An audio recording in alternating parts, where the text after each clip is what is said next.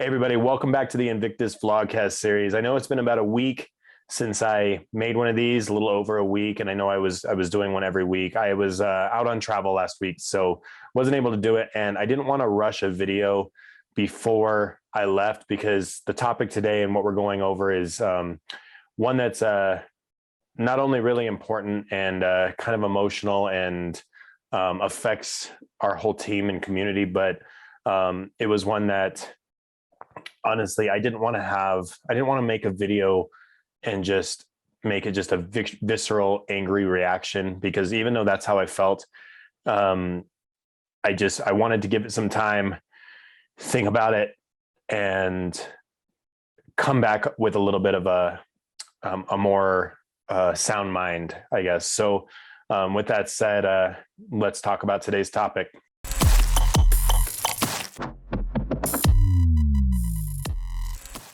So today's topic revolves around the loss of one of our own members of our team, and kind of the effect that it's having on the family and everything like that in the community and stuff like that. So we found out about it a couple of weeks ago. Basically, one of our members unfortunately was shot and killed in cold blood during his work. And he was a father of five. Three of the boys, his sons, went to our academy, and he was a single father. And it's just, honestly, it's a horrible, tragic situation. I want to apologize to everybody going forward on this, because we do have some footage of stuff, and the family obviously wanted the media and people to share it just so people knew. So I wanted to share it with you all, and then talk about it a little bit and talk about some of the things that we're going to be doing for the family as well, because this one hits really close to home. I mean, we all know how shitty our city is. I mean, Albuquerque and everything is just horrible in the way that crime is handled and the crime rates and just all of that. And it's and I am sorry if I'm a little bit of a loss for words. When I start talking about this, I just want to go on this huge epic rant of all of the things that I'm upset about in this situation, and getting a little bit emotional, getting a little bit angry with it. And I don't want to do that in this video. I want this video to be fairly stable and respectful of Heath. So a couple weeks ago, one of our guys, Heath Mora, he always brought his sons in to the gym. Sometimes he would drop them off and he would go to work, and sometimes he would just come in and sit in the back. A couple of times he participated in class and so on. He wanted his boys to have self-defense training. He wanted his boys to have the discipline, the team, and everything. And he would talk to me about this. He actually came from my head professor's academy in was in Santa Fe at the time. He's in Los Alamos now, but it was in Santa Fe at the time. And when he moved down here with his business and brought his family down here to Albuquerque, he set up his security business down here, and he was referred to our gym by my head instructor, my head black belt. And he joined our gym. He talked to us and stuff like that. And he was honestly a really great guy. He was, like I said, a single father of five. I won't go too much into the family situation that caused that, or anything like that. Honestly, I don't really know any of that. I just know that he was a single father whose wife left following the birth of the fifth child, I believe. And he stepped up. He ran his own business to support his family, and even the boys themselves. One is, I think the oldest is either 18 or 19 now, and the other boys are younger all the way, and the family goes all the way as young as I believe middle school, or even a little bit younger maybe. And even the boys were stepping up to help provide and working jobs and stuff like that to help support the family. So the loss his loss right now is deeply affecting that family, and just it's heartbreaking, and it was completely avoidable. Our justice system failed. Our justice system failed. Our city failed. Our community. Like, how could this happen? And I mean, it's heartbreaking. But I'm gonna show you what the actual news said about the situation, and then we're gonna talk about it a little bit more. So I'm gonna share this with you all right now. So it's incredible, and it's honestly, I remember when our windows got broken. Vandals threw rocks through our windows. We had people just drive by shooting windows out of businesses in the area, and our windows got hit again. And I remember Heath reaching out to me and asking if we wanted to have him patrol our parking lot at night, and add us to his route, just to make sure that everything was okay and taken care of. And he was just a super good guy. He was a very good individual. He was a great father. He was a good supporter for his kids, a good role model, a hard worker, and this will show you all of that. So here, I'm going to share this real fast for you. So yeah, so here's the video right here. So I'm gonna move myself on this thing. So I don't know why it's not showing me. Anyway, so here's the video right here. So yeah. As a security guard is working as a security guard is the latest victim of the violence in Albuquerque. His accused killer, a man who has a history of violence, but was still on the streets. Today we were given a surveillance video of the shooting. Now, usually we would not share this kind of video with you, but we talked to a family member who believes the community needs to see just how senseless and cold-blooded it was. Here's News 13's George Gonzalez. Daniel Mora, known to most as Heath Mora, was killed early yesterday morning at the Ambassador Inn while doing his rounds. A man who APD says worked with police to stop crime there. He ended up being a victim of it. Early Tuesday morning, 38-year-old Daniel. And just disclaimer for those who are watching who don't want to see it. The news obviously blurs it out, but it is pretty graphic. So if you don't want to see it, go ahead and skip ahead probably about, I don't know, about 2 or 3 minutes probably, and it'll actually skip ahead about 30 seconds. But if you don't want to watch the rest of this, skip ahead about a minute or two, and we'll come back. Heath Mora was doing what he's done for the last year at the Ambassador Inn near Candelaria and I-25. His nightly security checks, making sure doors are locked on the second floor. He was unaware his accused killer was right outside. Just seconds later, police say 43-year-old Donovan Bookout walked into the hallway and started shooting Mora in cold blood. It happened so quickly, Mora died at the scene. He's a good man. Yeah, he's a good. Oh. So, as you just saw, the guy just came out of nowhere. He just came through a back door, and just shot him. And it was heartless and cold-blooded, and honestly, there wasn't a lot of motive for it. It's to our knowledge, he was just disgruntled guy, angry, probably mentally ill or whatever, but he just came in and shot him, and he was one of our guys. See if I can skip ahead. At the Ambassador Inn for a year, but has worked in security for 15 years. APD Chief Harold Medina saying that many of his officers knew him and appreciated his efforts to keep the area safe. Today, his truck is still parked at the hotel, and friends are in disbelief that he is gone. Just that. And Mora's family says he was known for being a protector. They say they never thought crime would touch their family like it has now. An important part of this video is coming up next, and it's going to be a part that's going to, if it pissed me off, and it's just shows how much our justice system and our city and everything like that failed us. So yeah, Mora so owns here. his own small security business and sometimes had to take on more difficult accounts with the ambassador in being one of them. Back to you. So right here. Thank you. Bookout was in court today where the state filed to keep him behind bars until trial. At the time of the shooting, he was wanted for another shooting at a hotel.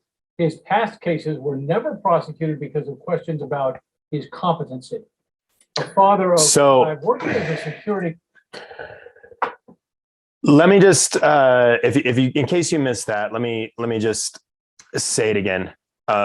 He was wanted at that time for another shooting, and his previous cases, which were violent, if I remember reading correctly, he had violent offenses previously, and they were all not prosecuted because they didn't believe he was competent to stand trial.